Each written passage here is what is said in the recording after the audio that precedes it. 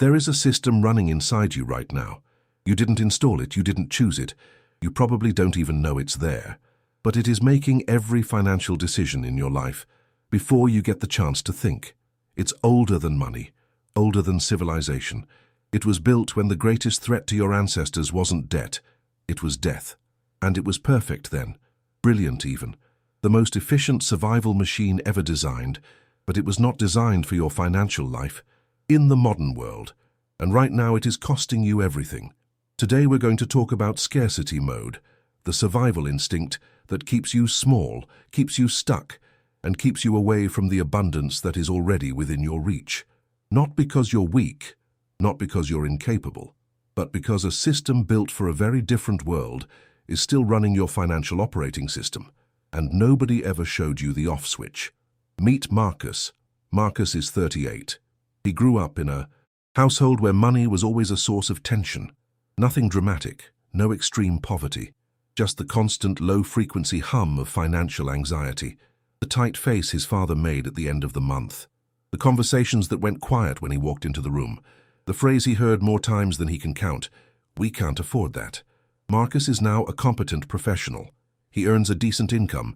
His basic needs are covered. By most standards, he's doing fine. But here's what's actually happening. Every time an opportunity appears, a better job offer, a potential investment, a chance to charge more for his work, something inside him slams on the brakes. He calls it being careful. He calls it being realistic. He calls it prudence, responsibility, common sense. It is none of those things. What Marcus is experiencing is scarcity mode, a deep neurological program installed in his brain before he was old enough to question it. A program that reads opportunity as danger and responds accordingly, with hesitation, doubt, retreat. Marcus is not making rational financial decisions.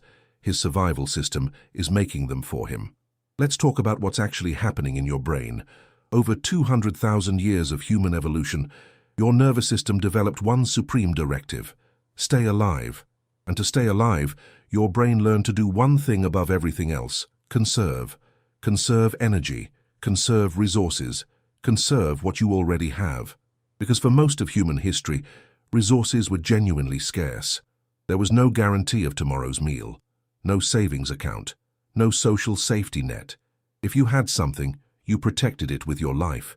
If someone offered you more, you were suspicious. What's the catch? If an opportunity appeared outside your tribe's known territory, you didn't explore it. You stayed where you knew it was safe. This is called the scarcity heuristic, and it is burned into the architecture of your brain at a level far deeper than rational thought. Here's the problem. That same program, that ancient algorithm for physical survival, does not know the difference between a lion on the savannah and an investment proposal. It does not know the difference between a stranger from another tribe and a business opportunity. It does not distinguish between the threat of starvation and the discomfort of financial uncertainty. It just reads unfamiliar, uncertain, uncomfortable, and it responds retreat every single time.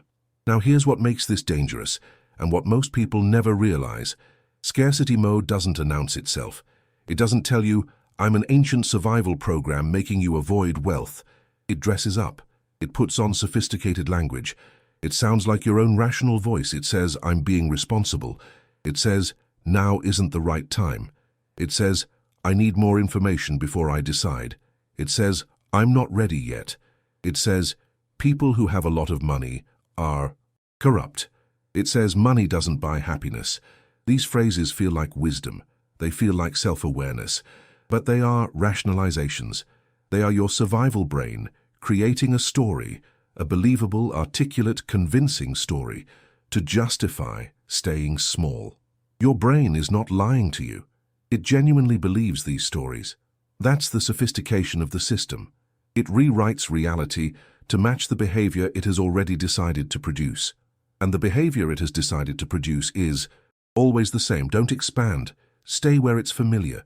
Protect what you have, even when what you have is financial stagnation, even when what you're protecting is a life significantly smaller than you deserve. Think back to your childhood, not looking for trauma, just for data. What did you hear about money before you were old enough to filter it? Money doesn't grow on trees. Brick. We can't afford that. Brick. Rich people are greedy. Brick. Don't want too much. Brick. People like us don't live like that. Brick. Be grateful for what you have. Brick. Hard work is the only honest way. Brick. Brick after brick after brick, stacked by people who loved you, who were themselves running scarcity mode, passing it down the way every generation passes it down, not out of cruelty but out of genuine belief. This is your financial programming, installed before you had any say in the matter, and it didn't stop in childhood. It kept building. Every time someone you respected made a dismissive comment about a wealthy person, every time a relationship collapsed over financial stress, every time you got close to earning more and something mysteriously came up to drain the excess back down. That last one is important. Pay attention to it. Have you ever noticed that pattern? You get a bonus, an unexpected windfall, a raise, and within weeks the car breaks down, an emergency appears, the money dissolves. You're back exactly where you were. This isn't bad luck. This is your unconscious financial thermostat, the internal regulator your brain built to bring you back to the temperature it recognizes as safe, the temperature it was calibrated to in your formative years, the temperature of scarcity. Your brain is maintaining you, the way a thermostat maintains a room. The moment the temperature rises above its set point, it activates the cooling system. The moment your finances rise above your unconscious ceiling, it finds ways to bring you back down. The game is rigged from the inside. So how do you know if you're running in scarcity mode right now? Ask yourself these questions honestly. When an expensive opportunity appears, a course, an investment, a business idea that requires real capital, is your first internal response curiosity or contraction? When you think about charging more for your work or asking for the raise you've earned, do you feel grounded confidence? Or does something shrink? When you see someone living with genuine financial abundance, do you feel inspired and open? Or does something in you look for the flaw? The corruption, the luck, the shortcut that must explain it? When money comes in unexpectedly, does it feel like something that belongs to you or something you need to be careful with, something that might be taken away? These reactions aren't personality traits. They are scarcity mode signals. They are your survival system interpreting financial expansion as threat. And here is the most uncomfortable truth of all. The people running deepest in scarcity mode are often the people who work the hardest. Because scarcity mode doesn't make you lazy. It makes you frantic. It keeps you in constant motion, working more hours, taking on more clients, saying yes to everything, not from abundance but from fear. Fear that if you stop, it all disappears. Fear that what you have is never quite secure enough.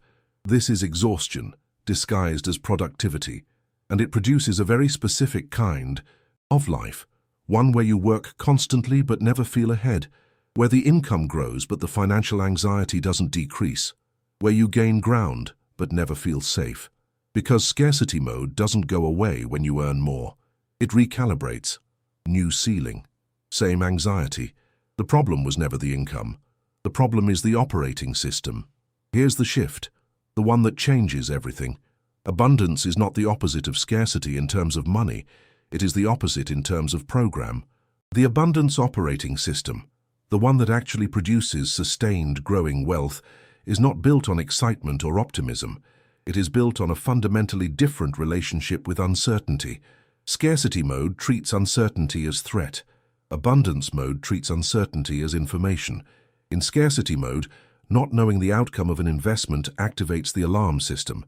In abundance mode, not knowing the outcome is simply part of the process, data to be gathered, risk to be assessed, a step in a direction that makes sense. This isn't a mindset shift you achieve by repeating affirmations in the mirror. This is a deep reprogramming of your relationship with your own nervous system, with the alarm that goes off when something unfamiliar appears, with the voice that says careful every time the ground beneath you starts to feel less solid. The work is learning to hear that alarm, recognize it for what it is, a survival signal from a system built for a very different world, and then make a conscious, informed choice anyway, not ignoring the fear, recognizing it, and not letting it vote on your financial decisions. There are 3 practical fractures you can make in scarcity mode. Starting today, The first fracture. Change your language about money. Your brain believes what you tell it, literally. Neuroscience shows that the words you repeat internally shape the neural pathways associated with any given concept.